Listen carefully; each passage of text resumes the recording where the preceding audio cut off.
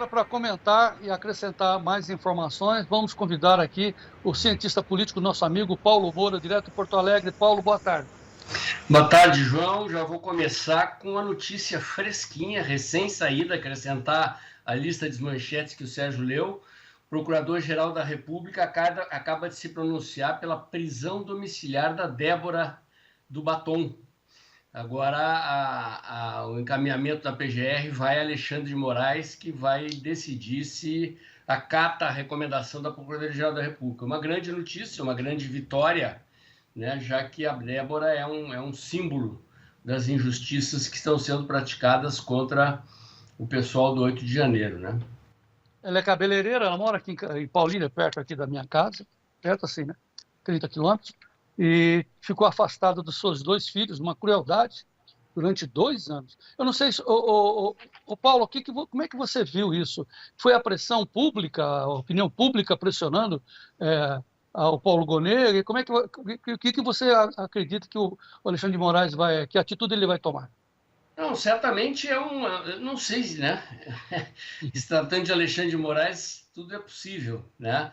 Mas, obviamente, é a pressão da opinião pública. O caso da Débora é um dos casos emblemáticos da injustiça cometida contra os presos do 8 de janeiro. Uma mãe de família, mãe de 2 crianças pequenas, 2 anos na cadeia, sem julgamento ainda, né? Sem condenação, e por simplesmente escrever com batom numa estátua, né?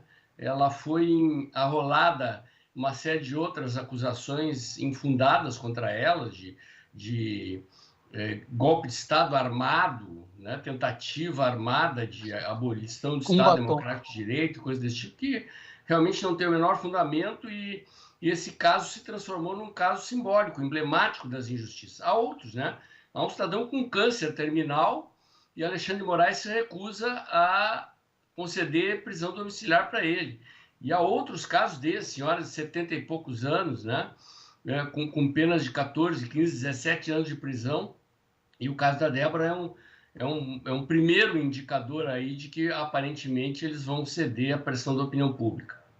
Ela só escreveu com batom, que no dia seguinte passaram lá, lavaram, acabou o crime, né?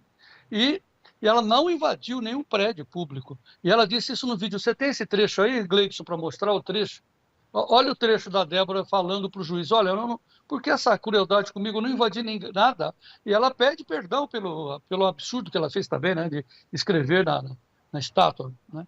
Mas veja aí o depoimento da Débora. Eu queria dizer que não foi nada premeditado.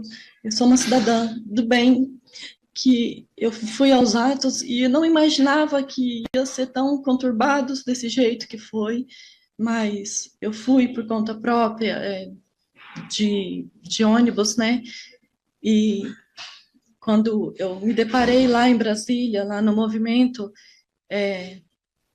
eu não fazia ideia do bem financeiro e do bem simbólico daquela estátua.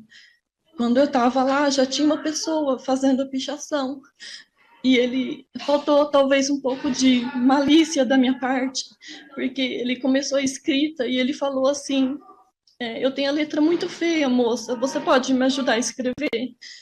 E aí eu continuei fazendo a escrita da frase dita pelo ministro Barroso, e eu, de fato, não sabia, eu não adentrei em nenhum dos prédios da STF, nem do Congresso, nem da Casa do Planalto, em nenhum dos lugares, eu só fiquei naquela praça.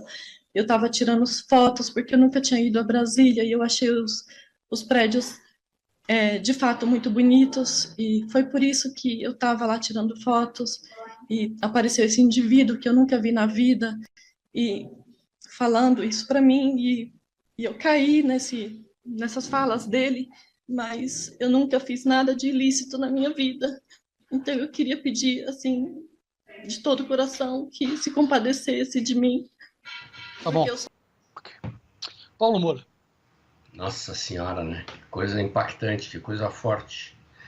Você ouve a verdade, né? Você percebe a verdade na fala dela, no tom de voz, no tom de súplica, né? Uma mãe de 2 crianças afastada dos filhos dessa forma. E é uma barbaridade, uma injustiça, e esperemos aí que com o decorrer do tempo a gente possa reparar esse dano causado a essa família, a tantas outras famílias, de gente que foi induzida para uma armadilha e que o tempo, quem sabe, permita à população brasileira perceber a verdade dos fatos. Não, e duro, são os contrastes, né? Olha a outra manchete. Enquanto isso, a Justiça absolveu integrantes do MST que invadiram e vandalizaram fazenda aqui em São Paulo. Quer dizer, são absolvidos, eles entram, quebram, assustam, né? Põem em pânico a família e são absolvidos, pô. Tá difícil essa justiça, né? Complicado o nosso país, né? A gente vê toda hora traficantes sendo soltos por órgãos do judiciário, prisões sendo anuladas, condenações sendo anuladas contra gente que efetivamente pratica crimes e o contrário, gente inocente sendo punida dessa forma injusta, como é o caso da Débora, né? Bom, para fechar esse bloco, anistia já, né, professor Paulo? É isso, João. Vamos às ruas, né? Vamos fazer aquilo que está ao nosso alcance. Eu estive na manifestação do Rio de Janeiro, dia 16, vou à manifestação de São Paulo, dia 6, cobri para o meu canal, né? E continuamos na trincheira de luta por liberdade em nosso país, é fundamental. Ante o risco de prisão, é praticamente certo, né? Não há nenhum analista político e jurídico que não diga que o presidente Bolsonaro será preso, mas isso não significa a morte política dele, nem o fim da direita brasileira, que vai continuar nas ruas, nas redes sociais, na luta política para conduzir o nosso país para um ambiente de liberdade e efetiva democracia. Você espera bastante gente nessa manifestação do dia 6 aqui na Paulista, em São Paulo, professor Paulo? Sim, João, eu acho que a mobilização está muito maior do que a que houve no Rio de Janeiro. O Rio de Janeiro foi grande, ao contrário do que a imprensa disse, eu estava lá, né? Mas a imprensa todo, o consórcio se formou de novo para tentar minimizar o tamanho daquela manifestação e agora está havendo um esforço muito maior de mobilização, gente alugando ônibus, indo para a Avenida Paulista, né? Eu estou com uma expectativa de que nós vamos ter uma grande manifestação, sim. Muito bem, então dia 6, domingo, Paulista, tá? O pessoal que acredita que o Brasil precisa ser passado devidamente a limpo, né? Anistia já para os presos políticos que estão lá em Brasília, domingo, uma manifestação lá em São Paulo. Agora, com o Bolsonaro, como você disse, tudo indica que ele será condenado, né? Que é isso que o sistema jurídico do país está querendo. Só que tem uma outra manchete aqui da Gazeta do Povo. A ação contra Bolsonaro está muito rápida, está correndo 14 vezes mais rápida do que aconteceu no Mensalão. Por que essa pressa? Não, eles alegam que o objetivo é fazer com que a prisão do Bolsonaro não interfira na eleição de 2026. Isso é uma piada, né, João? Que a interferência é maior na eleição de 2026 do que impedir o maior líder político que já se produziu no país, o principal líder da direita brasileira ao longo da história, de participar da eleição, né? Agora, eu não sei se eles vão conseguir cumprir esse prazo de prender o Bolsonaro até setembro, outubro desse ano, porque muito provavelmente essa dissidência aberta pelo Fux na sessão de indiciamento, né, que transformou o Bolsonaro e outros 7 indiciados em réus, ela vai permitir uma série de recursos e de procedimentos jurídicos por parte dos advogados de defesa que talvez empurre o julgamento para 2026, ao contrário do que querem os membros do STF, né? Vamos acompanhar, mas eu não tenho nenhuma expectativa de que o presidente seja inocentado. É um julgamento de cartas marcadas, né? Mas é o que eu sempre digo, é o que eu vou falar hoje. Vou comentar toda sexta-feira às 20 horas eu faço lives no meu canal. Vou conversar exatamente sobre isso. O presidente Bolsonaro, mesmo preso, continuará sendo o líder que é. Continuará, obviamente, com a sua liberdade restrita, mas através de terceiros, de visitas às prisões, ele poderá dar as suas orientações ao PL, à oposição, à direita brasileira, manterá sua candidatura até o limite do possível, A informação que tem é que ele pode, mesmo preso, permanecer candidato por pelo menos 3 semanas com a candidatura inscrita até que o Tribunal Superior Eleitoral o impeça de concorrer, hipótese então em que ele vai indicar quem vai ser o seu sucessor, e acredito que no momento em que ele disser quem vai ser o seu sucessor, automaticamente essa pessoa estará no segundo turno contra Lula ou contra o candidato que o Lula indicar. A eleição e a política brasileira continuam polarizadas entre esquerda e direita, e nós vamos ter esse ano e no ano que vem uma quadra decisiva aí da política brasileira e de definição dos destinos do país. Mas, Paulo, veja bem, há uma movimentação muito grande no Congresso pela anistia.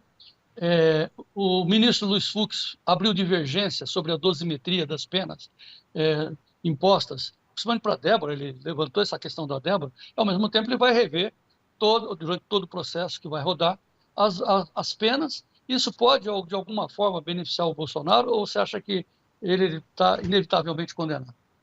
Não, condenado ele está. O que a gente não sabe é exatamente em que momento o julgamento termina e quais serão as penas, né? Por que crimes ele será condenado. Eu não tenho nenhuma esperança nesse STF, mesmo com a dissidência do Fux, né, de que o presidente Bolsonaro seja inocentado. O que eu acho que a dissidência do Fux abre é justamente essa possibilidade de discutir a dosimetria das penas e de empurrar o julgamento para o ano que vem, o que é muito importante, porque começa a mobilização eleitoral e o debate político de eventual prisão do presidente Bolsonaro em pleno ano eleitoral é muito importante para nós. Já será uma vitória conseguir empurrar a eleição, conseguir empurrar o julgamento até 2026. Vamos ver como é que a coisa se conduz. Bom, agora para completar, então, se o Bolsonaro não puder se candidatar, tudo indica que será o governador de São Paulo, Tarcísio de Freitas. Você concorda com isso? A pressão para que seja o Tarcísio é muito grande, mas eu não acho que isso sejam favas contadas, né? Tem o nome da dona Michele Bolsonaro, que aparece em todas as pesquisas como o nome mais forte da direita, e tem o nome do Eduardo Bolsonaro, que tem se mostrado um gigante na luta pela nossa liberdade, foi para os Estados Unidos nesse sacrifício, abriu mão temporariamente do seu mandato, né, para fazer pressão de onde pode vir a pressão política que pode mudar os rumos da situação política em que nós vivemos, né? Agora, a Faria Lima, que é o Tarcísio, boa parte do Centrão, que é o Tarcísio, né? O porém da candidatura do Tarcísio é que ele não dá sinais de que é um candidato que iria enfrentar o STF, né? Mas é um nome que poderia, eventualmente, sob pressão das circunstâncias, vir a ser o candidato. Mas acho muito cedo ainda para a gente ter clareza sobre isso. Mas o Elisandro Colombo, de Medianeira, está perguntando, mas a Michele Bolsonaro teria densidade política para concorrer com o Lula? Imagina num debate, o Lula ali, a Michele, como é que seria, Paulo? Olha, eu acho que densidade ela teria, as pesquisas mostram isso, né? Pouca gente sabe disso, ou se lembra, dona Michele foi assessora parlamentar no Congresso Nacional durante muitos anos. Foi ali que ela conheceu o presidente Bolsonaro. Foi ali que ela firmou amizade com Damares Alves, que também era assessora parlamentar, né? Ninguém dizia que a Damares Alves seria a ministra que foi, né? Então, assim, ela não é uma novata em política, né? O presidente Bolsonaro também nunca tinha exercido nenhum mandato executivo quando se elegeu presidente. O Lula, quando se elegeu a primeira vez presidente, nunca tinha ocupado nenhum mandato executivo até então. Isso não quer dizer nada. A dona Michele tem se mostrado uma liderança carismática, né? E eu acredito que se for ela ungida, não sei se será, eu estou citando o nome dela, porque de todos os nomes testados nas pesquisas, exceto o presidente Bolsonaro, ela é o nome mais forte. E eu acho que isso é um elemento que tem que ser pesado na balança, né? Mas acredito que ela tem condições políticas, sim, de enfrentar o debate, de enfrentar uma eleição e de ser uma boa presidente, se for ela que vier a ser indicada. Tá. Vamos relembrar que, então, hoje à noite, né, às 8 horas da noite, no Às 20 YouTube, horas, isso. a live do canal Dextra do professor Paulo, onde você vai abordar esses assuntos. E tem mais algum assunto em destaque, Paulo? Então, em princípio é isso, né? A questão da luta jurídica e da luta política em defesa do presidente Bolsonaro. Vamos traçar os cenários aí dos caminhos das possíveis linhas da defesa jurídica do presidente e mostrar para as pessoas que a luta continua mesmo com o presidente Bolsonaro preso, né? Sob que circunstâncias e tal, é o que nós vamos discutir na live. Falamos de densidade eleitoral da Michelle, vamos falar da densidade eleitoral da própria política brasileira, da situação que nós estamos observando. Houve um esvaziamento, né, daquela intensidade, daquela atração, daquela participação política do povo brasileiro. Você sente isso ou não, Paulo? Não, é evidente, João. A gente percebe aqui na audiência dos nossos canais, depois do 8 de janeiro, há o elemento repressivo, né? O elemento da censura, da repressão, o medo da perseguição do STF. Nós estamos politicamente na defensiva, sendo perseguidos pelos representantes do sistema, e isso naturalmente abate a esperança das pessoas, abate as expectativas de ver o Brasil mudar num espaço de tempo mais curto, né? Isso, de certa forma, desanima. Eu acho até surpreendente que a gente tenha conseguido e continue conseguindo mobilizar a quantidade de gente que a gente mobiliza, apesar dos pesares. A direita brasileira entrou na política, veio para ficar. O presidente Bolsonaro, mesmo preso, continuar sendo a principal liderança política no Brasil, e acredito que a luta vai continuar e tem que continuar, mesmo sob circunstâncias difíceis, né? Ainda temos expectativas de uma reação do governo Trump, de sanções contra os membros do STF, contra Alexandre de Moraes. Tem muita água para correr debaixo dessa ponte e a gente não pode desanimar. Eu estou há mais de 30 anos na política, batendo no PT, e não vou parar, vou continuar. Não há como a gente baixar a guarda e desanimar. E eu convido a todos que estão nos ouvindo, que puderem, para se dirigirem para São Paulo no dia 6, dar uma demonstração de força política do presidente Bolsonaro e da direita brasileira, sinalizando claramente para o sistema, para o consórcio midiático, que a direita brasileira não esmoreceu e não vai esmorecer. Muito bem, e hoje, 8 horas da noite, no YouTube, o canal Dextra estará à sua disposição para você mandar perguntas, participar, colaborar com o professor Paulo Moura. Lembre-se, ele depende disso, ele vive disso. Então precisa mandar pix para o professor Paulo Moura, lá para o Dextra, porque é uma luta insana. A gente não planta soja, né, infelizmente, a gente não cria boi, infelizmente, nós produzimos notícias, informações e análises maravilhosas como desse personagem que é o cidadão Paulo Moura. Por favor, colabore com o Paulo Moura. Canal Dextra hoje, ele trabalha a seu favor, precisa ser remunerado. Hoje, 8 horas da noite, no canal Dextra do professor Paulo Moura. Certo assim, Paulo? É isso, João. Muito obrigado pelo apoio de sempre aí. É sempre um prazer falar contigo e falar para os espectadores do Tempo e Dinheiro. A minha audiência aumentou. Você entrou no ar, fechou? O pessoal gosta muito de você. Respeita muito, eu também. Paulo Moura, muito obrigado. Vamos em frente até às 8 da noite hoje, na live do professor Paulo Moura, lá no Dextra, canal Dextra, YouTube. E vamos em frente, Paulo. É isso, João. Um grande abraço.